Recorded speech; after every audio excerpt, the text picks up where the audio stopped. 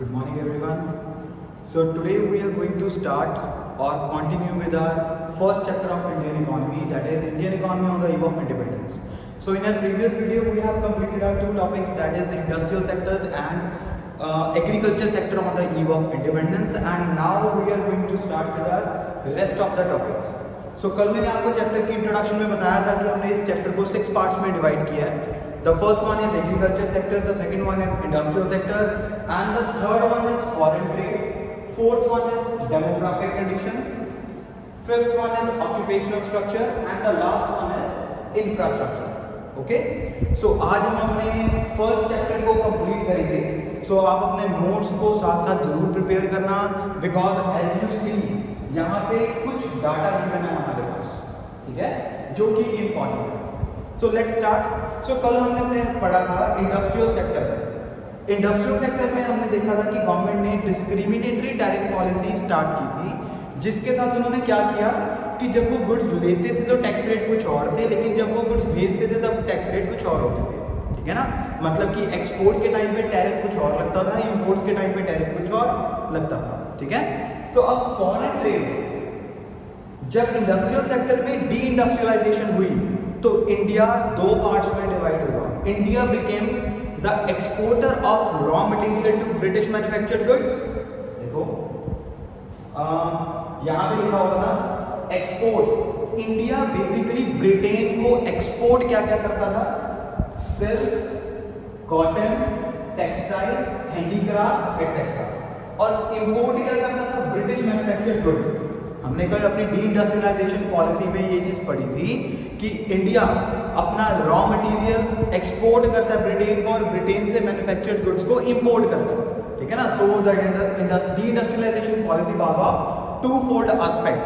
So the one is India became the exporter of raw material and importer of British manufactured goods. And कल हमने एक चीज और भी पढ़ी थी यहाँ पे, finest variety of silk.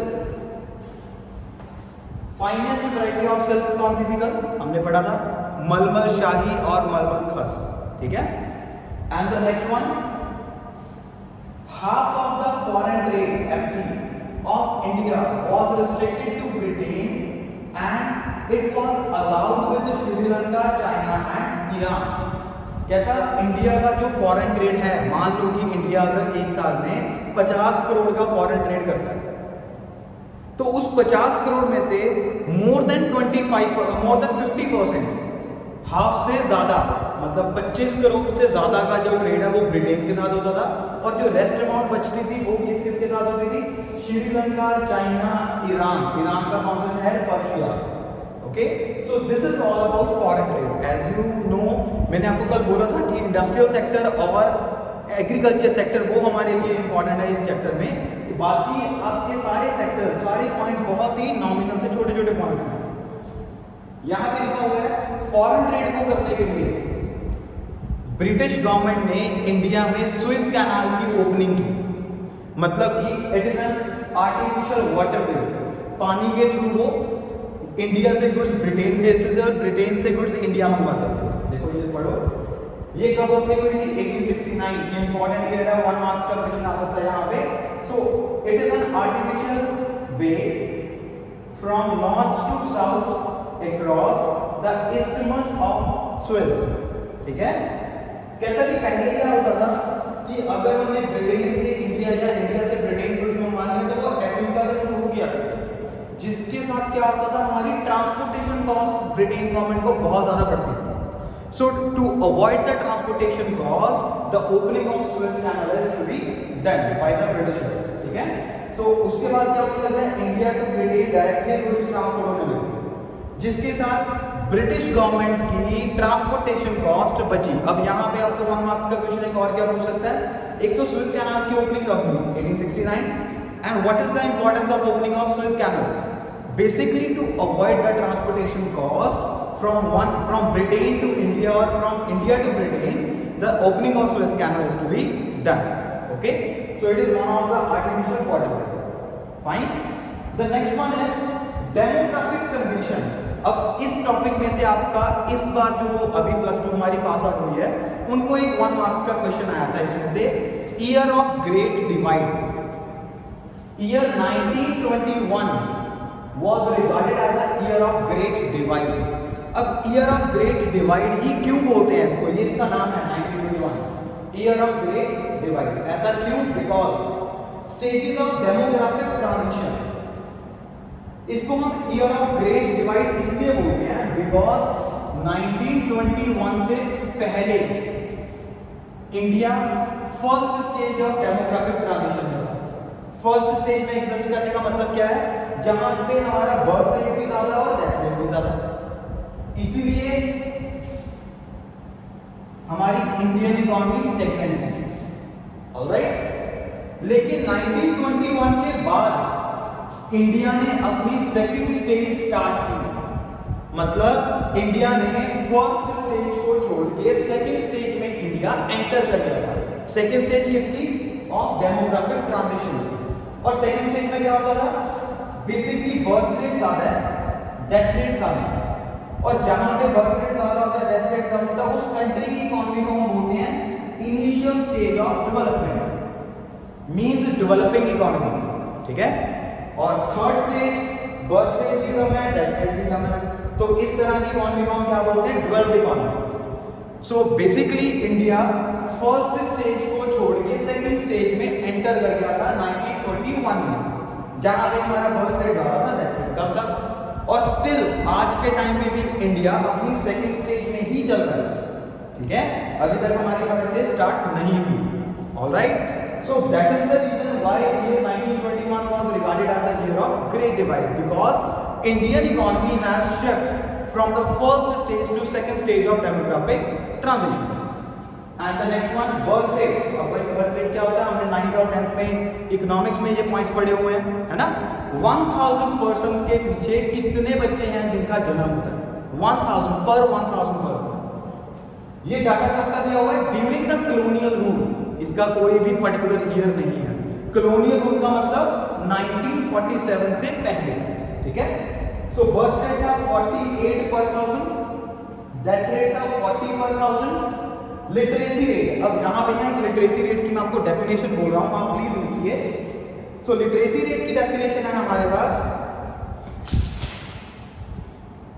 Literacy rate refers to the number of persons who is 7 और अबव, जिनकी एज 7 या 7 साल से ज्यादा है। और ऐसे कितने पर्सन है हमारे इंडिया में जो कि हर एक लैंग्वेज को पढ़ सकते हैं, लिख सकते हैं और बोल सकते हैं?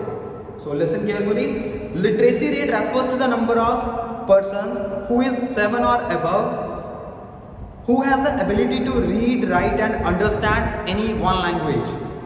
Okay, उसको हम बोलते हैं लिटरेसी रेट। सो लिटरेसी रेट हमारे इंडिया का क्या था?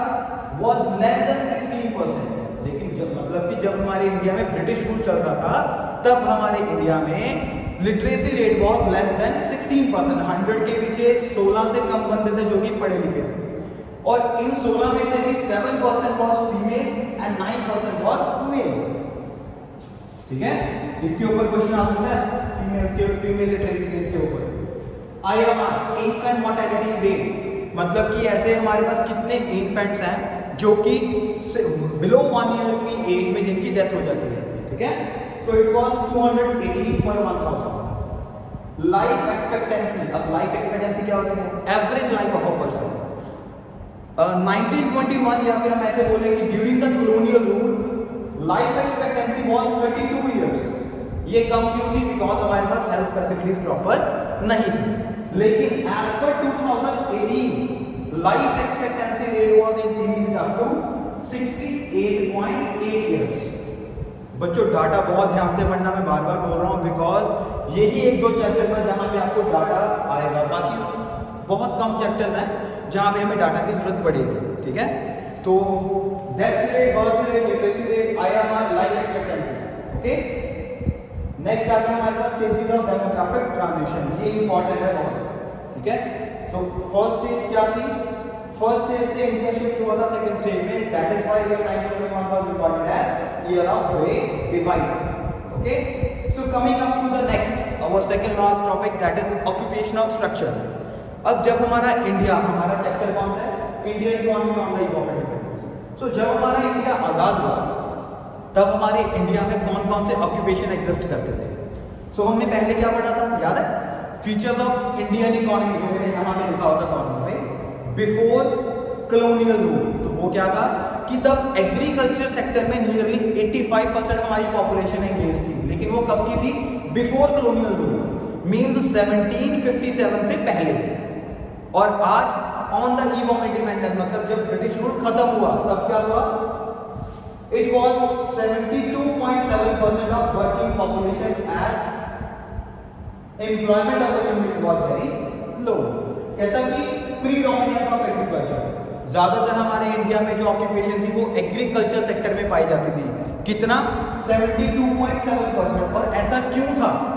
हर बंदा एग्रीकल्चर सेक्टर में एंगेज क्यों था? बिकॉज हमारे इंडिया में एम्प्लॉयमेंट अपॉर्चुनिटीज कम थी, ठीक है? So that is the main reason of predominance of agriculture sector on Indian economy. The next one is unbalanced growth. अब बैलेंस्ड ग्रोथ क्या होती है? हमने पहले भी गवर्नमेंट बजट वाले चैप्टर में पढ़ा हुआ है। बैलेंस्ड ग्रोथ वो होती है जब हमारी इकोनॉमी के तीनों सेक्टर्स इकट्ठे ग्रो करेंगे, ठीक है ना? मैं आपको एक चार्ट के थ्रू समझाता हूं, देखो। फॉर एग्जांपल ये हमारा प्राइमरी सेक्टर है, ये हमारा सेकेंडरी सेक्टर है, ये हमारा टर्शियरी सेक्टर है, ठीक है? अगर ये तीनों की हाइट सेम है देन हम बोलते हैं कि ये बैलेंस है। अगर इनमें से किसी एक की भी हाइट इक्वल नहीं है तो क्या होगा? ये अनबैलेंस्ड। सिमिलरली जब इकोनॉमी में सिर्फ एक सेक्टर, मतलब कि तीनों सेक्टर इक्वली ग्रो नहीं कर रहे तो उस इकोनॉमी को हम बोलते हैं अनबैलेंस्ड ग्रोथ, को हम बोलते हैं अनबैलेंस्ड ग्रोथ। और during the eve of independence हमारे पास प्राइमरी सेक्टर में लोग ज्यादा थे, सेकेंडरी और टर्शियरी में बहुत कम। ये देखो, only primary sector is the main source of employment. Primary sector में ज्यादा थे, सेकेंडरी और टर्शियरी सेक्टर में कांस्टेंट थे या फिर लो। एम्प्लॉयमेंट अपॉर्चुनिटीज कम थी, जिसके कारण हमारी इंडियन इकोनॉमी की ग्रोथ अनबैलेंस्ड है। सो इजी है बिल्कुल, ठीक है ना? The last one is infrastructure. So infrastructure क्या होता है? आपको इसके ऊपर पूरा का पूरा एक चैप्टर है हमारे पास, ठीक है ना? It refers to the physical and organisational structure needed for the operation of an economy is known as infrastructure. So हमारे पास इंडिया में ऐसी कौन कौन सी फैसिलिटीज थी जब ब्रिटिश रूल खत्म हुआ? तब कौन कौन सी ऐसी फैसिलिटीज अवेलेबल थी जिनके द्वारा हमने अपनी इकोनॉमी की ग्रोथ को स्टार्ट किया? सबसे पहले था रेलवेज। अब रेलवेज के ऊपर सबसे ज्यादा कॉन्ट्राडिक्शन क्या आती है हमारे पास कि रेलवे स्टार्ट कर दो। बच्चों यहाँ पे दिक्कत का किस बात की है? एस्टैब्लिश हुई थी रेलवे 1951 में, लेकिन पहली ट्रेन चली कब थी? 1853 में फ्रॉम बॉम्बे टू थाने, ठीक है? ये याद रखना, ठीक है? 1851 में एस्टैब्लिश हुई थी, लेकिन पहली ट्रेन कब चली थी हमारी? 1853 में, ठीक है? और रेलवेज के अलावा और कौन कौन सी हमारे पास इंफ्रास्ट्रक्चर फैसिलिटीज अवेलेबल थी? Just the roads. हमारे पास सड़कें थी, लेकिन इतनी ज्यादा वेल डेवलप्ड रोड्स हमारे पास नहीं थी, ठीक है? ब्रिटिश गवर्नमेंट ने क्या किया?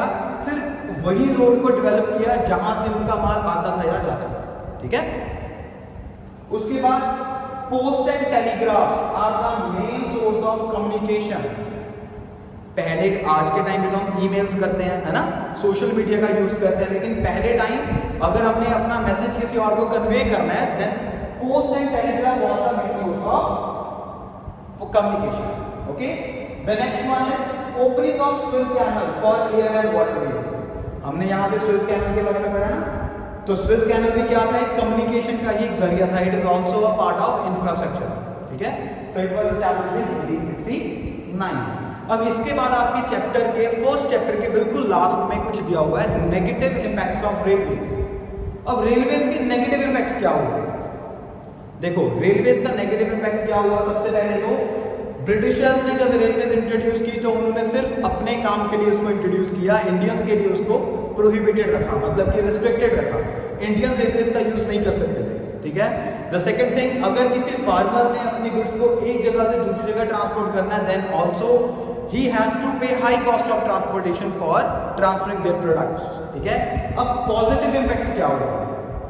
पॉजिटिव नेगेटिव इंपैक्ट की तो हम बात करेंगे ड्यूरिंग द कॉलोनियल रूल, लेकिन पॉजिटिव इंपैक्ट की बात करेंगे आफ्टर कॉलोनियल रूल। जब हमारा इंडिया आजाद हुआ तब हमारे colonial rule, after colonial rule हमारे इंडिया को रेलवे से क्या क्या बेनिफिट्स मिले। एक तो भाई shifting of a person from one place to another, ठीक है, shifting of goods from one place to another at reasonable cost. हमें आज भी पता है कि भाई एयर ट्रांसपोर्ट सबसे महंगी है, ठीक है, उसके बाद road transport that means buses, और सबसे कम किराया किसका है, रेलवेज का, ठीक है। तो ये हमारे पास कुछ ओपनिंग और पॉजिटिव या फिर नेगेटिव इम्पैक्ट है रेलवेज के। अब आफ्टरवर्ड्स आपने क्या करना है, आपने अपनी बुक के लास्ट चैप्टर के एंड में MCQs, true false, fill ups, match the following and very short questions, इनको अच्छे से करना है। कोई भी टॉपिक यहाँ से स्किप नहीं करना, बिल्कुल भी स्किप नहीं करना, ठीक है। So just have a look on this. Foreign trade हमें पता था कि भाई डी इंडस्ट्रियलाइजेशन पॉलिसी के कारण India became the exporter of raw material and importer of British manufactured goods. Then, along with foreign trade, to expand the foreign trade, British government has to open the Suez Canal Way in 1869. Demographic transition में हमारे पास क्या है, year 1921 was regarded as a year of Great Divide, ठीक है। उसके बाद हमारे पास कुछ वेट्स आ गए, इसके ऊपर डेफिनेशन भी आ सकती है आपको। Then ये table year of stages of demographic transition का, ठीक है। The next one is occupational structure. Agriculture ही हमारे पास एक मेन सोर्स था एम्प्लॉयमेंट का, और कोई किसी भी सेक्टर में एम्प्लॉयमेंट नहीं थी। अनबैलेंस ग्रोथ थी हमारे इंडिया की। इंफ्रास्ट्रक्चर में हमारे पास रेलवेज थी, पोस्ट एंड टेलीग्राफ था, ठीक है, अच्छा, सुएज कैनल और एंड रोड्स। ओके, सो एक बार इसको नोट डाउन कीजिए and see you in the next class. Good bye.